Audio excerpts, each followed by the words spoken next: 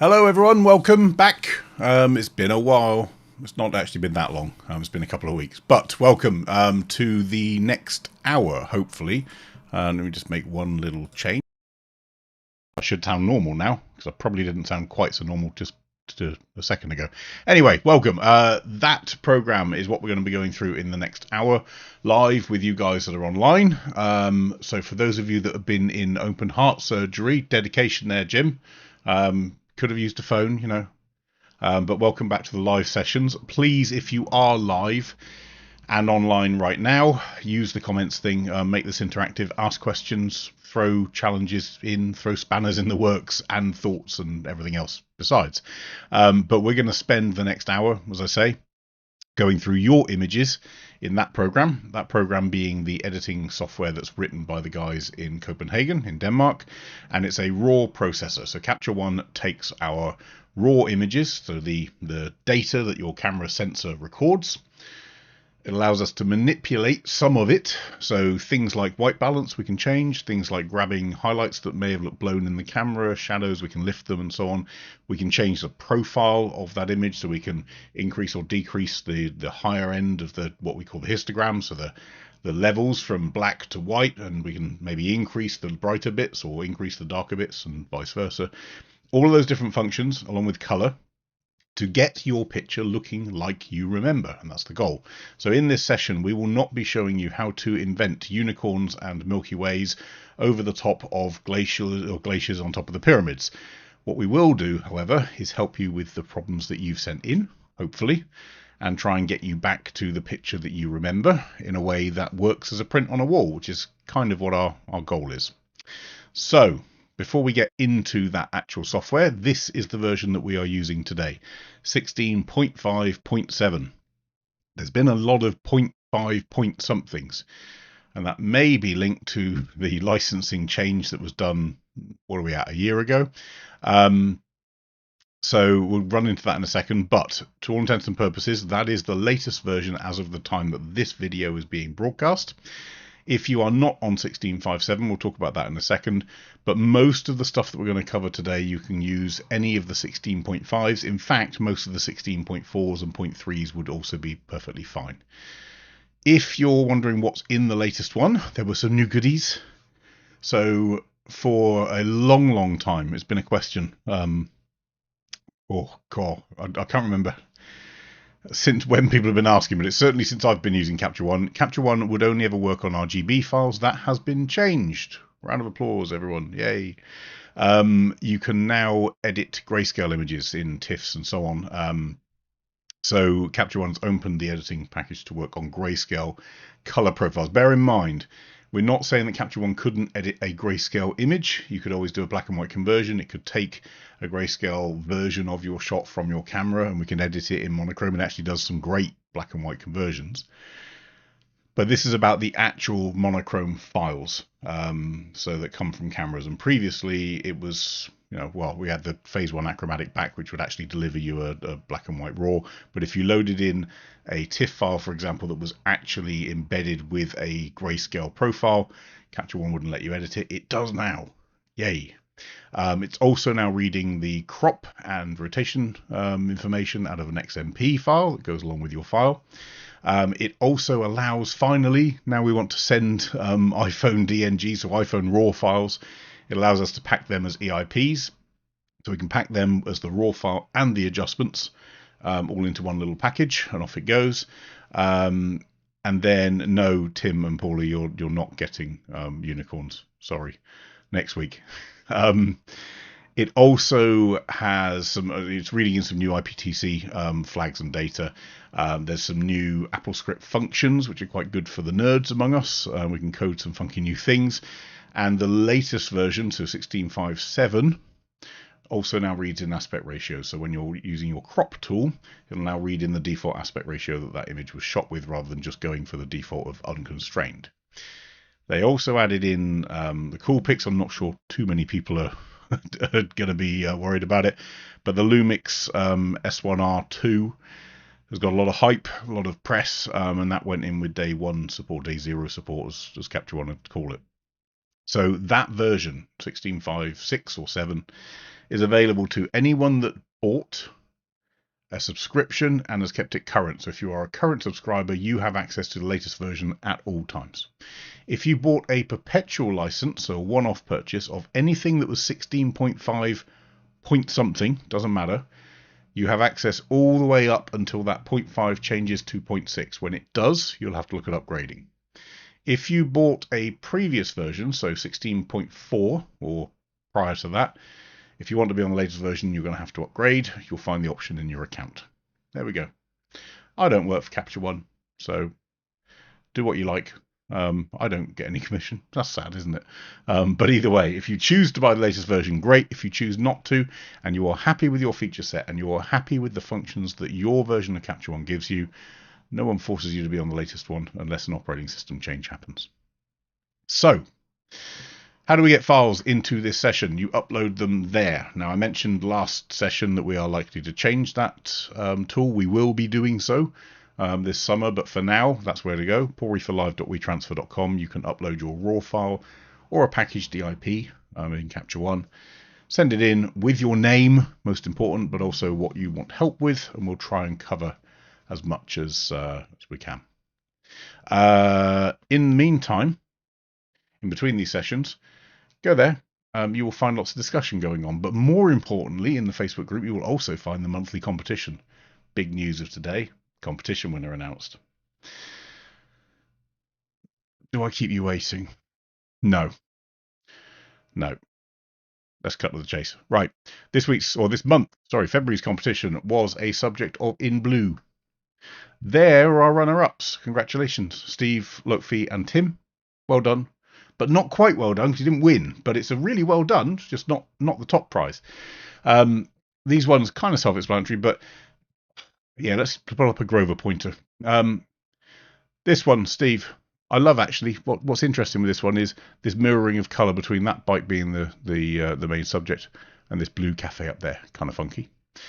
This one, I just like a minimal shot. I do enjoy a minimal wildlife shot.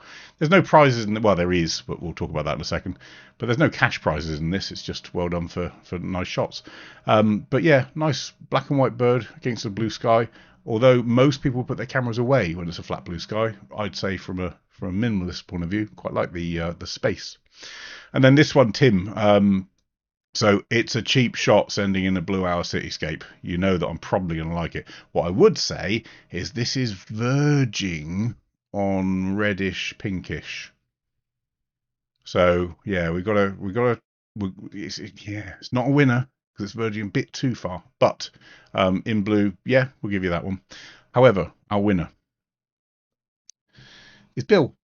So Bill, what he does win is the virtual Grophy. So this being David Grover, for those of you that don't know, who works at Capture One, we now have the David Grover Memorial Trophy, which is issued every month until such time it's no longer a memorial. But this one, it's actually a faded blue, but I quite like, now maybe I'm reading too much into this image, but there is something about taking both sides of the phrase in blue. In blue also being sort of sad and old and cold and whatever. So a bike that's a bit rusty, bit sad, bit lonely in the snow, that also happens to be blue, kind of ticks a lot of boxes. And it's really nicely shot. I just quite like that. So well done, Bill. Well done to the other three. Well done to everyone that sent in pictures. But these ones were of the better end, in my opinion. And this one beat the other three. There you go. So we won't force the physical Grophy on you. Don't worry, Bill. It won't arrive, and there's no customs charge. But in the meantime, between now and the next competition, which will launch this afternoon. So March's competition will be on the Facebook group this afternoon. Let's get into Capture One. So this shot from Roger. And Roger, I think reading between the lines, Roger's tried to edit this shot. It was a little bit tough, didn't quite work out, so abandoned his edits and sent me the raw file and said, I'm not even going to send you what I edited. So the question or challenge that Roger's facing on this shot is actually a simple one. It's masking on the sky. Now, those of you that have been here a while know that I'm very picky with masking. And this one in particular, fun one for you, is actually very difficult to mask. Because when I first looked at it, I thought, Well, the question was, how do I mask around a tree? And I'm like, well, really easily, actually. We do it all the time. The new tools in Capture One, so the AI masking, the Magic Brush, and so on, they do a great job. Why on earth would there be a problem here? And then I zoomed. Foreground, lovely and sharp, crisp. And this would be a perfect shot, literally a perfect shot for a tilt lens. Why? Because even at 19mm at f8, we could have maybe used a smaller aperture-ish, but even with that, as we start to get into the midground, and especially out into the distance, we're losing focus. It's falling off plane. Now, a tilt lens would help this.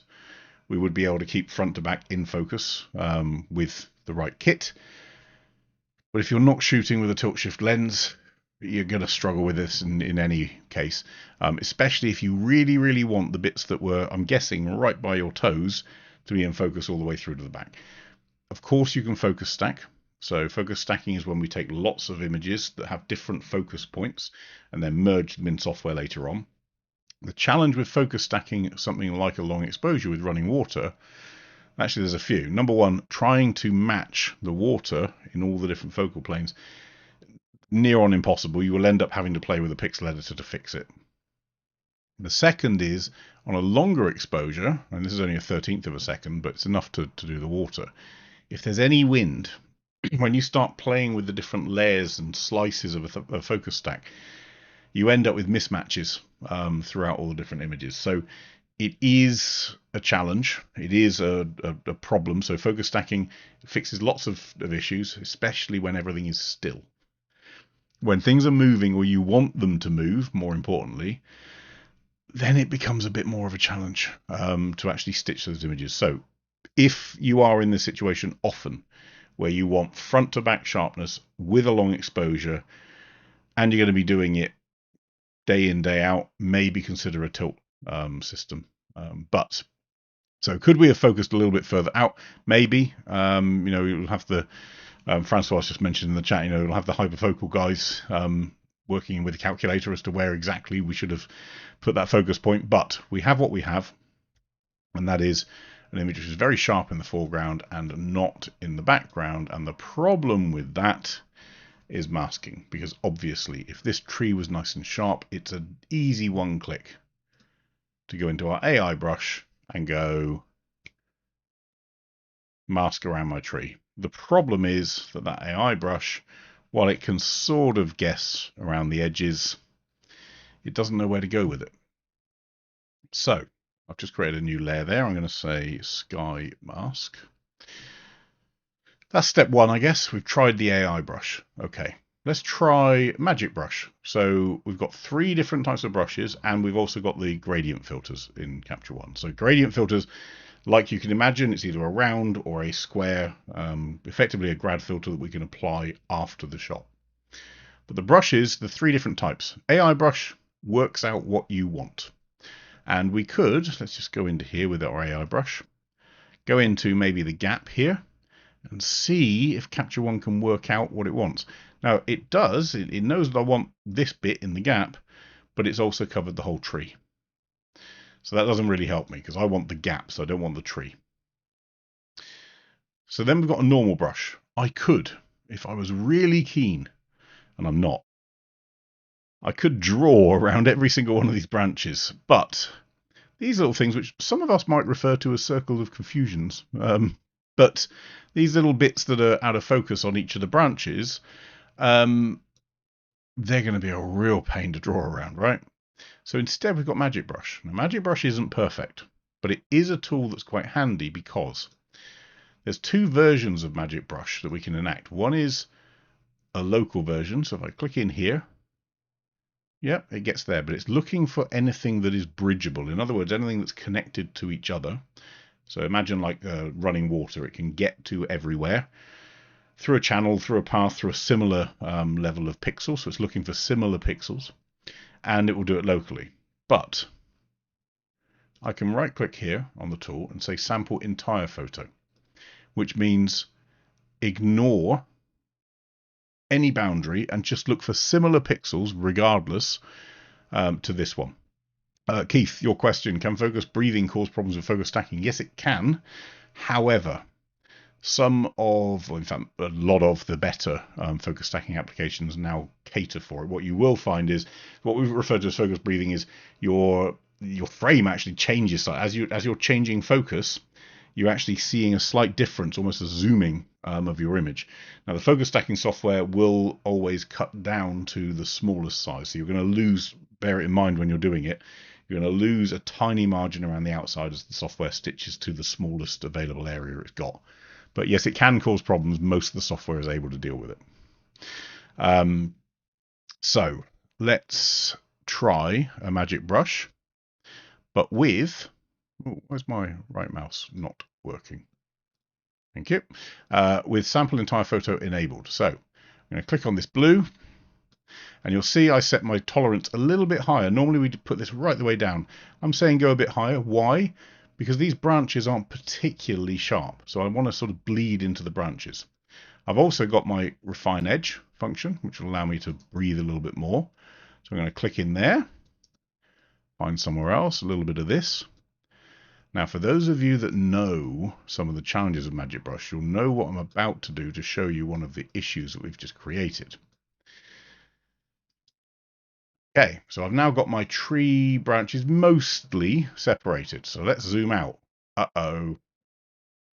Because we had sample entire photo enabled, not only has it found the colors around the tree, it's also found where those same pixel types existed out here. So this is matching this as far as Capture One is concerned. So it includes it in the mask. And if I look at our mask in grayscale, so Option and M or Alt and M, or up here, display grayscale mask, I can see it's picked up more of the landscape. So instantly everyone goes, oh, Magic Brush doesn't work. Well, no, it does. It's just you're going to have to do a little bit of manual work. And by a little bit, I mean a little bit. Eraser. Done. You know, it doesn't all have to be automated. So let's just go to our mask. Let's just make sure I've got the bits I do want and not the bits I don't, because I think this is actually land. Yes, it is. So we're going to go back to our eraser. Could use a magic eraser, but you're probably going to end up with a similar problem. So oops, let's just get rid of my before and after. I'm just going to clean up this land. Doesn't have to be perfect. You'll see why in a minute. Just check with our grayscale mask that we've got most of it nice and clear. Yep, looking pretty good. Okay, now the problem is that even with that, if I were to pull down, I'm going to go extreme, but pull this down, you see we haven't quite got a nice mask around all these branches. It's still a little bit bitty. So instead, I'm going to go to Refine Mask. And I can do this with my grayscale mask, actually, and we'll see. Refine Mask, preview it. And if I go further up, it's going to give me more latitude, so more tolerance, let's put it that way. Now I have a really nice mask around the tree. It has, because it's refined, so refining looks for similar areas and spreads and contracts to try and give it a more natural feel. But what it has done, obviously, as a part of that expanding and contracting, is included some of my foreground again. So I'm just going to erase that again. Oops, don't want to go quite up to the sky. Okay, now to keep this looking natural, we can't push our exposure that far, but I do now have a mask that I can pull down my exposure of my sky a little bit, not too much, it'll look fake, but a little bit there. And to really separate it out, I can pull up my saturation, maybe pull back highlights a little bit. So now I have my sky layer, and because of the overall tone of this shot, I wouldn't push it too much further. You might want to change your white balance. So you may want to change this to be a bit cooler up here, potentially. So we go from that to that. I now have detail in the sky. Now I have more blue in the sky. But if I were to push this too far, it starts looking wrong. And the reason it looks wrong is because the rest of the shot is quite washed out. By look, not by photographer. But you can see here, we do not have any horrible bits around it. And the contrast for that, let me just clear this mask. So I'm going to leave all the adjustments the same. If I just did our AI mask, And now I end up with that as a picture. And that's not pretty. I don't think anyone's going to argue that that's particularly nice. Let's just do Magic Brush. A bit there. But you see what's happening. Look around these leaves. So by doing an AI mask and a Magic Brush mask on top of it, and then refining that mask, look how natural we get to. That's without refining, that's with refining. So when we say, it's not possible to mask stuff that's out of focus, no, actually what it is you've got to make an out of focus mask. And the way we do that is with soft edges refining. We could play, if you wanted to, with a Luma range. So just to really prove the point, let's clear that mask again. I'm going to paint all over the sky. So 100%, 100%, 100%.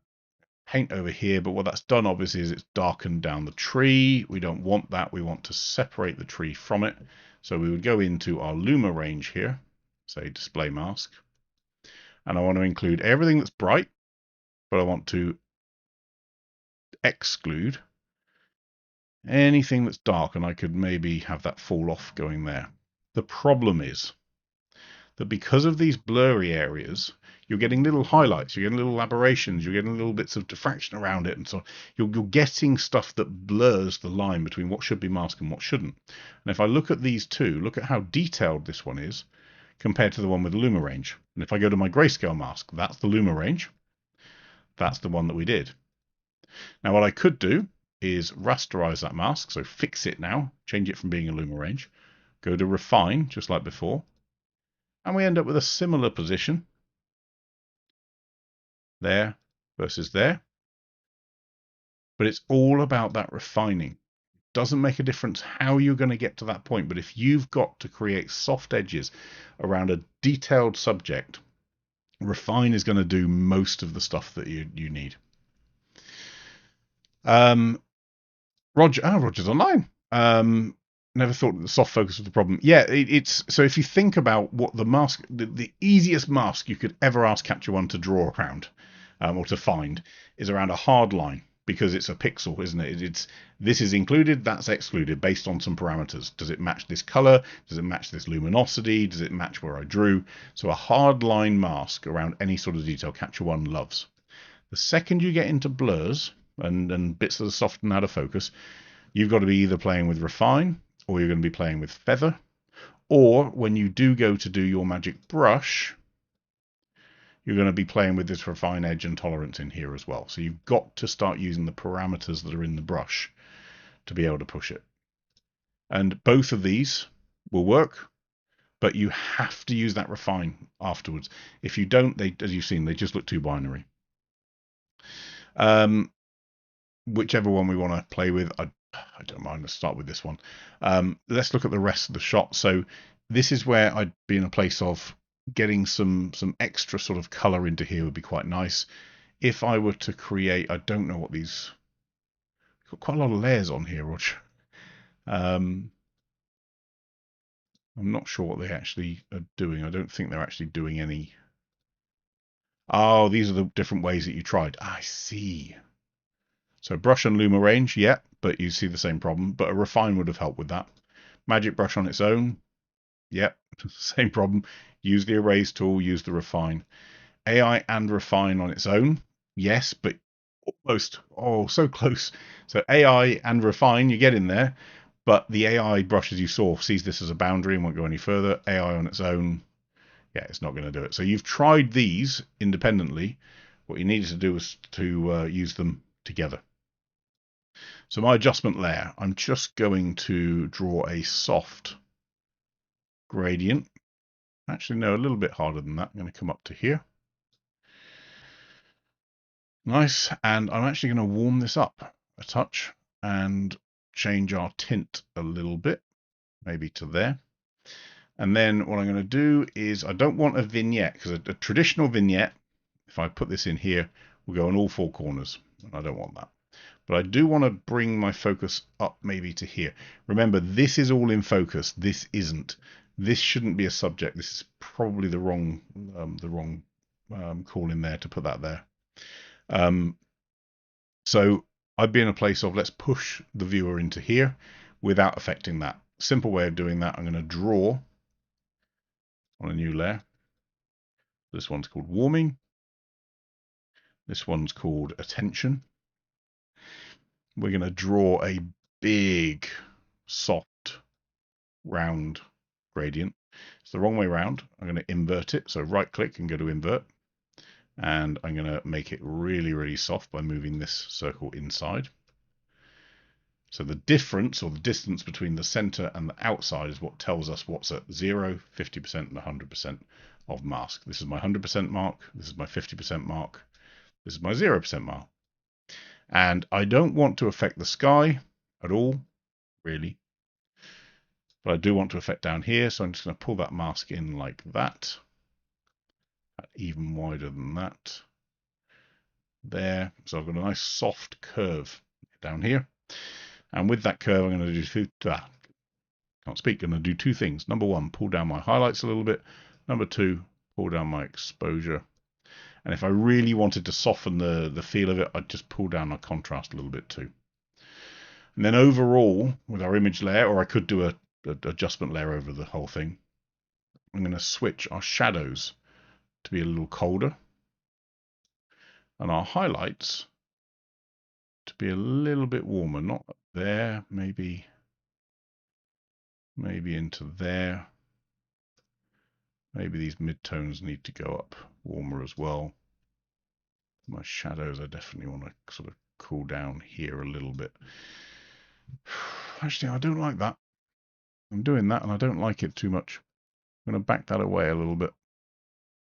It's just too much of a shift, I think. Let me just check how much of an impact that's had. So if I want to see something temporarily, Option key on your keyboard or the Alt key on Windows, and then hold down while it's holding down. Use your mouse and click on the undo button and hold that down. So that's without any change. That's with any change. That works for me. I might want to just bump our saturation overall a touch. And I actually might want to pull down my shadows a little bit. So we go from there to there. Now I've got a lot of room actually in here. I can brighten this whole image. We do that using levels, or we could do it with brightness, which would do it softer. So overall on my image layer again, brightness, pull that up. I shouldn't, so as I start to change lots and lots of different sliders, ideally we don't want to be on the image layer. So if I've made a load of changes on the image layer, which is fixed, I can't change opacity or anything like that, right click, move image layer adjustments to a new layer. It creates a new layer up there. I'll call this one global. And that means I can now back away or increase the amount of change I did with the image layer. Now this global up here is doing wonders down here, but it's not helping our sky, ironically, that we've already pulled up. So I'm going to go onto my sky mask and counter it with more of a highlight pull down. So we go from there to there. But most of it is down to that mask and the focus. There we go. So hope that answers that question, Roger. Since he's online, Francois, talking about masks. Oh, Francois, how long have we been on here to know that we're going to get told off when we send an image in that looks like this? But all joking aside, and I'm half joking, but question from Francois was about the light in this shot. So, it's quite flat in this sense here. Is there a way of lightening it up? And should I lighten the boats versus the sky and so on? So the edit, if this is how you recall that scene, I'm not going to change that too much, Francois, but we are going to pick on this mask out here. And I think there's possibly a better way of doing some of this. So if I switch to grayscale mask, so oh no, good. No, we're good. It's a good start. We just got to do a little bit of work on it. So your masks, you have there we go. We'll leave you with Paula's thought, Francois. Your masks, you have one for some of the boats. You've got another one for another bit of the boats. Then we have the sky mask, And then we have the overall image layer. So the overall image layer has got a rather large levels shift. I understand that. We're trying to add in some contrast. Lifting of shadows, pulling down of highlights, all makes sense. That's fine. But you can see, so from afar, there's not a lot necessarily wrong with this. But when I start going up close, it's just not right. We've got a weird mask here. See here on this boat? So if I go to before, this was a shadow. It's now a highlight underneath the front of that boat.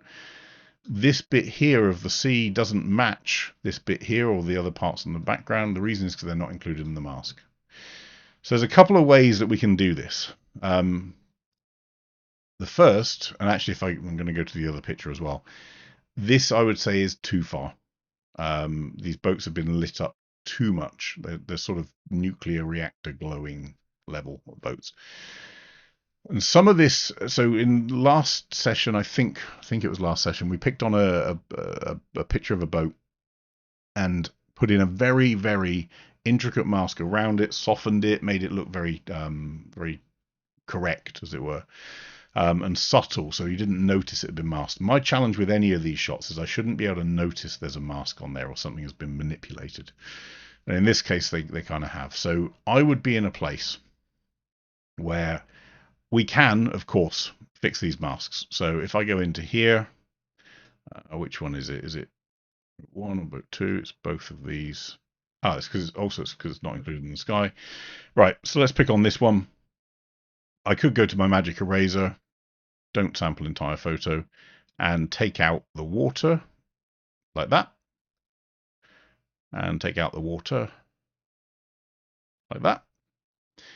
And now we have a more natural background. No issue there. But we've still got an unnatural scene. If I look at, the colors on the sails, they look a bit odd. We've increased some of these points of cyan and magenta on the edge of the contrast. We've got this weird sort of setup here on the bottom of the boat. I'm in a place where to recreate natural light, we have to do it more naturally. So I would remove the boat layers. Leave the sky layer on if you want. And I would simply put in a nice new layer with a big rounded, soft gradient. Like this. Lift up my shadows. Maybe warm it a little bit. And then maybe just lift up a little bit of brightness. But this just feels like it's more natural light. And, if we do want to highlight some of the boats, then maybe you do need an individual mask, but it just doesn't look right. I mean, if we look especially around here, here's a version with an overall slight glowing around it. Here's a version with a specific mask around the boat. When printed and people look at this up close, they're going to see it and it doesn't look right. It immediately tells the viewer that's been manipulated. And then the question is, if that's been manipulated, what else has been? If you do want to go a bit more detailed with this, I'm going to clone it again. So every time I'm trying to make a change, to save the previous changes, I'm cloning my variant. So right click, clone variant. If I go to new variant, it goes back to the original raw without any changes. Clone variant takes all of my layers, all of my changes, and creates me another copy to play with from that point. Think of it like versions. So if I do want to pick on the ships, let's see if I can create a quick little layer. So I'm going to go for the sails, probably like Francois did. Let's go turn on my mask. So M to turn on my mask. I go to some of these. And I'm purely looking for sails here. I'm not going to change the boat bottoms. I'm just going to go for the sails. Just picked up that boat bottom as well. It's a bit annoying. Let's just zoom in. So remember, when you're in the AI tool, holding down the Option key or the Alt key goes into a minus version. Problem is, it's just minus the whole the whole mask that I had. It is tricky. I see how it happened. So instead, we're going to have to go to Magic Eraser, like I did just before, and erase the C out of it and the C out of that. Might even erase that. Yeah. So back to our AI tool. Click on there to get that sale. Maybe a little bit of that one. Yes. Yes, yes, yes. And that one. And that one. You see where we're going. Of course, there would be a mast in the way. So I'm just getting as many of the sales as I can.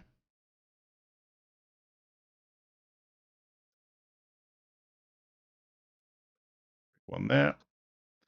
And look, you might find that it doesn't pick up the whole sale. Oh, no, it did in that case. But sometimes it'll see the shadow as a slightly different shape. But in this case, it's done a good job. And then over here, just one more little cluster. And again, on this one, you can see it's picked up the boat, which we don't want. So I'm just going to go in with my, again, Magic Eraser, because we know that the AI tool struggles with it. I'm going to click on there. It should erase, there we go, just the boat, pretty much. Now, what I just showed you with Roger's tree, which is now forever known as Roger's tree. Grayscale mask, Option and M on the keyboard, or up here. Refine mask. And we're not going to go that far. We're going to go maybe to there. Now you've got to be careful because you're picking up some of the water around it. If I was being really picky, we'd now be erasing some of that water, but in the interest of time, I can, and also not just time, because I'm going to make a very small change, it's less important. So, but I can pull up my exposure a touch. And if I want it to look more like sunlight, I can warm up that color on the sails a touch. Not too much. They're going to go too yellow like that, but we can certainly go to sort of above daylight. So that goes from there to there. It's a little pop. And then our overall lighting goes from there to there. But this, to me, gives me a much better and more natural view than this, especially when I go into the detail and see the original here and this version here. And if I go to my before and after, we can see this one is a very small shift, but it's just illuminating enough so we're seeing it a bit more proudly. This at the top is just too much. It's just too far of a shift. So if you are shooting into the sun, in this case, you know, you're seeing the shadows on this side of the sail, you've got to be careful that you're not trying to overcorrect for what was less than perfect lighting. And exactly the same on here. So on here, you know, let's just see where these are. So we've got the bases of the boats. I'm going to leave them where they are. This has all of the shit. Okay, so in fact, we're just going to make a little alteration. Let me just clone this version. So we've got that one and this one. So I'm just going to go to my refine mask again and really refine that mask so it's soft. And then I'm going to pull back, because it's on a layer, it's handy. I can pull back the opacity, so reduce the amount of change that was in there, and then do the same old trick. So a really, really soft, smooth gradient that's very, very narrow, just along the horizon. And we're just going to warm that up, brighten it a little bit, and maybe, well, we can do a few things, but maybe lift those shadows. And if it's too much, of course, that's the whole point, we can always back it away a little bit. But then equally, we go from there, which is the first edit, which just doesn't quite look natural, to there. And it's still more alive than the original, which is quite flat. So we're bringing it to life. We might want to tweak it a little bit more. We've done that one very quickly. But these now feel like they're natural light rather than the original, where we're just pushing things a little bit too far. Okay, so there we go. Boats. Boats are a pain. They really are a pain. Too many bits on the boat. Too many bits of wire and cable and all the other stuff. Right, speaking of separating stuff, so Fred has sent in a group of images. And, you know, fair play, good timing. Here is a lion coming down after that poor thing.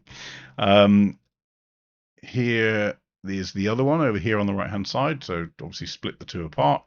That one's really cool. That expression's quite nice, isn't it?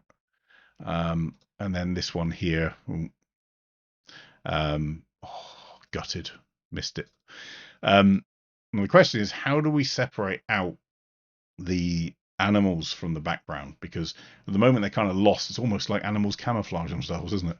But it's kind of lost into that background. So with that in mind, let's look at the edits that Fred's made, and it will probably make sense as to why we're struggling with it. So I'm going to do it on this one first, but it would apply to any of the others as well.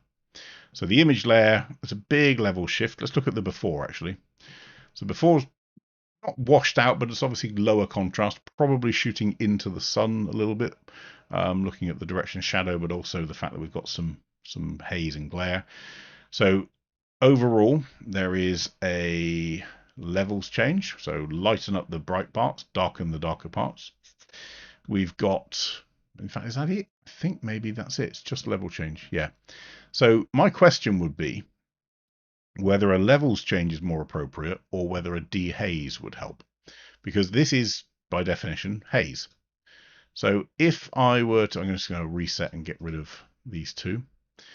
If I were to reset my levels and instead use the dehaze function, which also does some levels work, you see how it's done it in a slightly less contrasty way, and that's going to be important in a minute. So this is with, I'm just going to turn these two off. So like for like, this is with just levels. This is with just dehaze. Levels, dehaze. So the dehaze is less contrasty. Obviously, I can make it more contrasty, but then it starts to look a little bit wrong. So we're going to go to there, maximum. But we're reducing contrast. And that's going to be important. Next up, we've got an animals layer. Happy little mask around our animals. It's spread a little bit. So again, see the theme? We need to tidy these up, tidy them up. So even if it's a little bit, we're just going to go to my normal eraser and just clean them. It doesn't have to be too neat, but we don't want to be focusing on other stuff, especially if we're trying to separate the animals from other parts of the image. Because everything we do to anything that's in white or grey is going to affect all of those areas. That's not just the animal, it's also the background.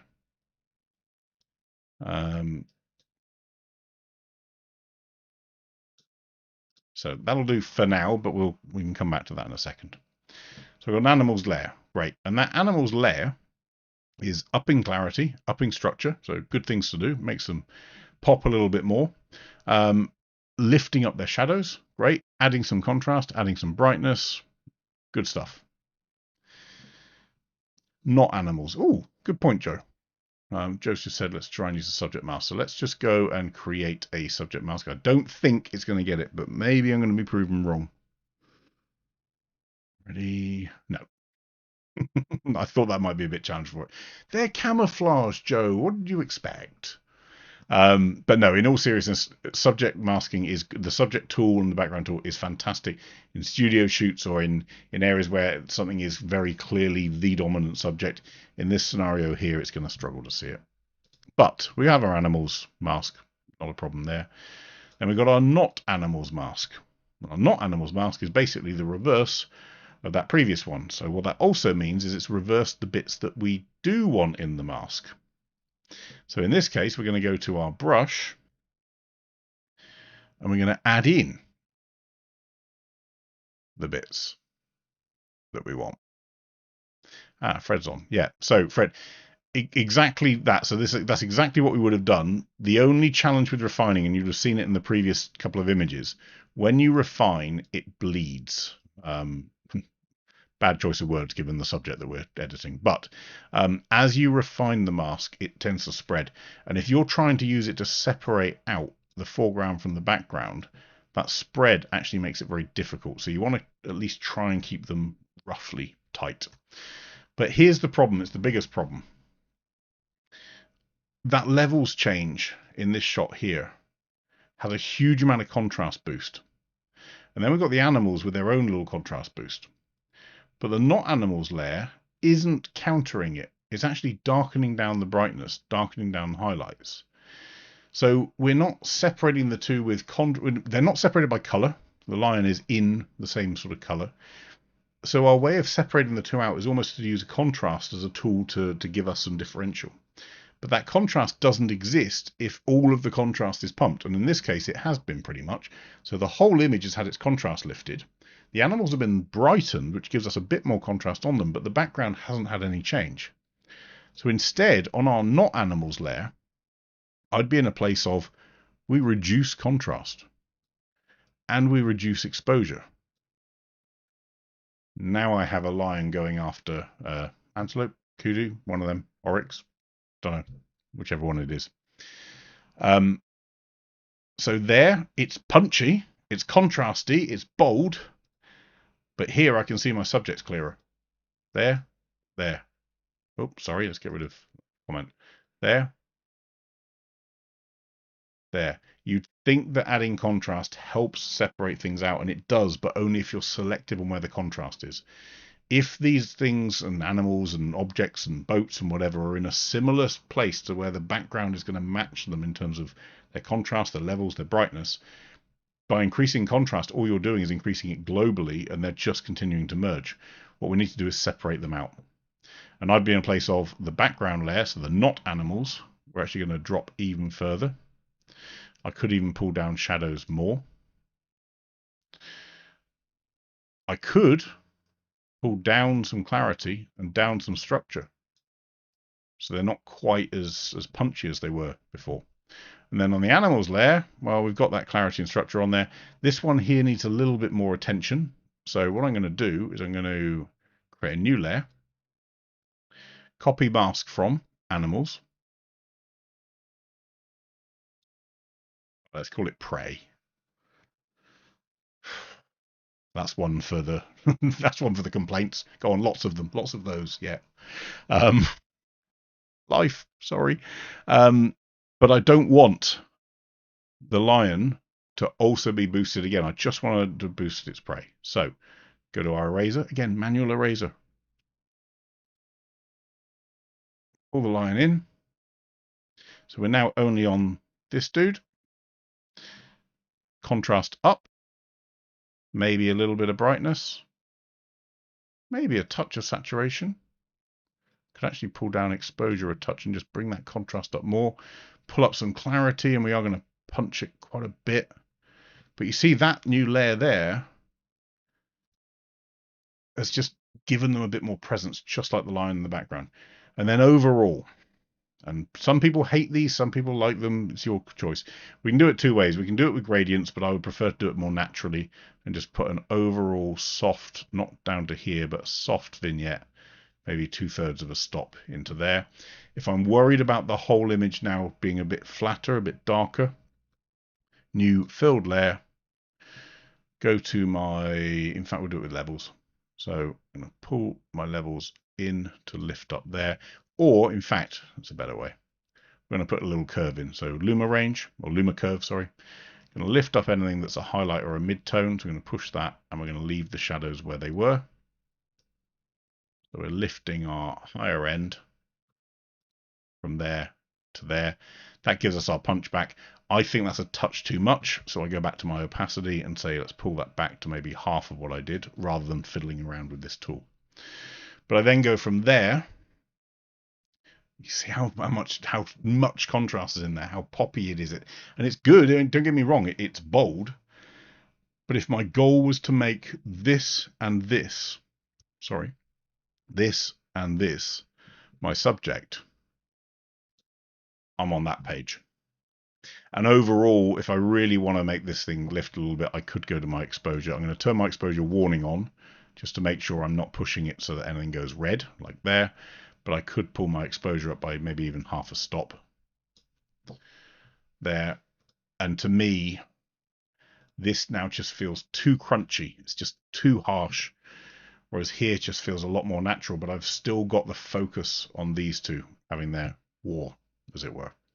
Now the same is going to apply on this one, exactly the same. If I want to focus on this guy or this girl and these two, we're just going to do the same thing. We're going to flatten down the background. We're going to bring up those foreground subjects. We're going to neaten up the masks, and you're just going to reduce the level change globally to a little bit less. So you've still got some contrast, but we're punching the contrast into our subjects, not into the whole image.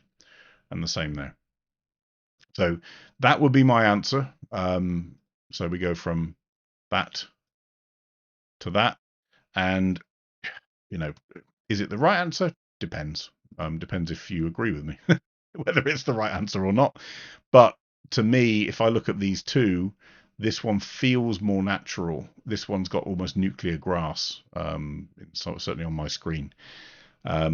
So I'd just be careful to not push contrast too much, because overall contrast lifts the contrast for the whole image, not just the subject that you want. Remember, you know what you mean when you're looking at the subject. You're like, yeah, I want the lion and its prey to lift up. But that contrast slider or the level slider does it indiscriminately. And a mask doesn't necessarily help if you're not going to play with contrast selectively. There we go. Jim, match look will not help us here because most of this is down to masking. And because it's not a subject mask or a background mask, Capture One can't translate this mask into this one here or this one there. So match look will give us it'll take the overall feel of it, but it's not going to have that nice separation that we've just done. And Joe, I'd crop it tighter. Yeah, maybe. Let's just clone this one. Turn off my mask. I mean, it's pretty heavily cropped already, but could you go? Let's get this coming into the corner there. We want to show that there is a bank and have him on the 1/3 line there. Does it really make that much of a difference? Not sure. But yeah, it's an option. Sorry, I just saw Paul said the same. Put a crop help from the top. My only worry with the top is we lose the fact that the line has come running down from it. So if, for instance, I went to a 1x2 crop and went to there, I think it misses something. You need the context of up there. Otherwise, I don't know what this is. But yeah, anyway, personal opinion, may not be right. As always, these are opinions, not facts.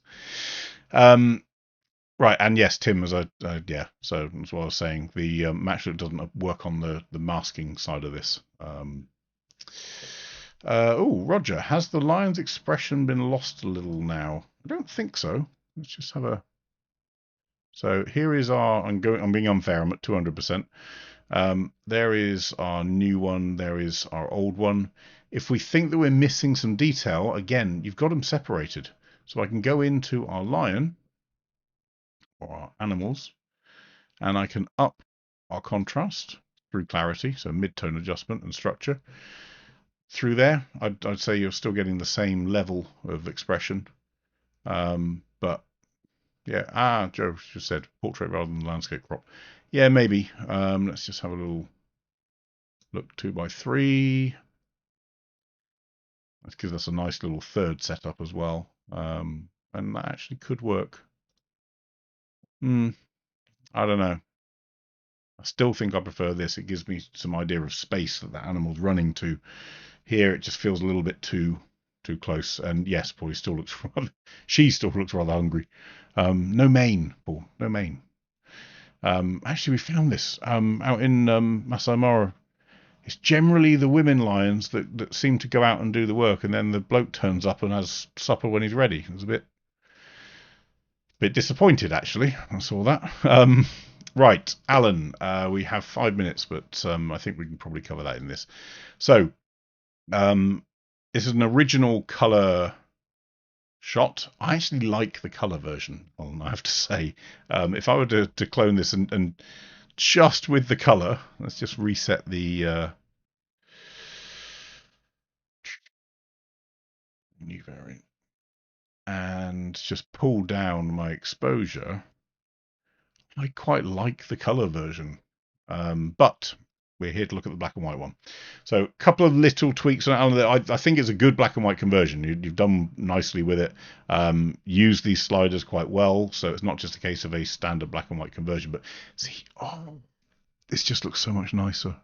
Anyway, we'll come back to that. So the black and white conversion, we're using these sliders to control what gets lighter and darker as part of the conversion. So in this case, the blue sea has been lifted, so it gets lighter. And then there's a load of different layers on there. So there's a global layer, great.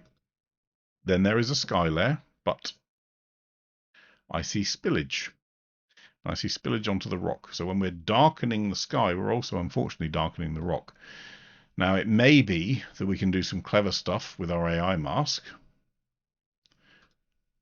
to erase the bits that we don't want the sky to hit, because I also don't really want the sky to hit my foreground rocks. Don't really want it hitting the water, come to think of it. So if I were to do that, let's just erase out of that as well. So I'm just, again, it's just neatening, but I've stopped that top of the rock being lifted, or sorry, being darkened. Adding light to the rock, my gut feel is this is a little bit too much. So if I turn that off, that feels natural. On, where is that light coming from? It doesn't quite make sense. So I'll leave it there, but I'm going to just pull it back maybe to 50% opacity. Again, advantage of doing it on a layer. Perfect. Foreground up here, and all this is doing is just dropping our exposure. Great move. Push the viewer up. The only thing I'd maybe do a little bit differently with this, at the moment it's a gradient layer. I would actually rasterize this mask, drop my exposure a little bit more, and add in a little bit of soft, low flow painting up here, so that my mask is a bit more in line with our foreground. It's not just a straight mask across. The advantage of doing this in software rather than a GND filter is you can do shapes. So I'd be tempted to use that. Darken the right, whether it's too dark or too light, that's your call. I understand why you've done it, but I'd be tempted to just back it away a little bit. Lighten the rock. So overall, what this does is pulls up exposure around that middle bit. That's almost the reverse of a vignette, but either way. And then darken the top of the shot, which gives us effectively our GND to push it in. Those things in there. Oh, sorry, there's a rock structure. I think there's clarity in here. Yeah, there's some clarity and structure in there. Overall, these are good edits. There's a little bit now of probably what I did. Yeah. So because of the mask around our sky, I think it is. Yeah. So I'm going to just refine that mask again. See how powerful this is. Just refine it, and it gets rid of all our little halos and everything. It's lovely. I'm in a place where there's nothing wrong with this shot at all. It's just, I can't help thinking I quite like the color version. I don't know. It's your choice. It's your shot. But to me, and everyone's going to be different. There, Ulrich, I prefer the black and white version. Everyone's going to be different, and that's great. That's the whole point of photography, that we all see things differently. But my gut feel, just maybe I'm just more of a color person, but I just think I like this part here. Yeah. Either way though, Alan, it's a good edit. Just again, it's the same things. Just be careful where your masks end up, and especially when you're using Refine or you're using Luma ranges or any of the tools that allow the mask to spread. Feathering, as I say, Refine, Luma range, feathering, tolerance, all of that stuff. The biggest thing you can do to help yourself genuinely is whenever you're on something like this. So this has a mask here. It's very easy to miss this. Go into your grayscale mask and see. And you might want to then use the Refine tool and use the slider. Don't always go to maximum, because you can see the mess it creates sometimes. But use it. Now, if you want to keep it tight, don't refine the mask. If you want to spread it and be more subtle, more natural, then do so. But that refine mask function is a lifesaver in this stuff. Can we make the tree trunks in the foreground a little darker? These, yeah, we can. So if I were to go to foreground as a mask, so we have our mask here. And if I look at our mask, it is pretty solid.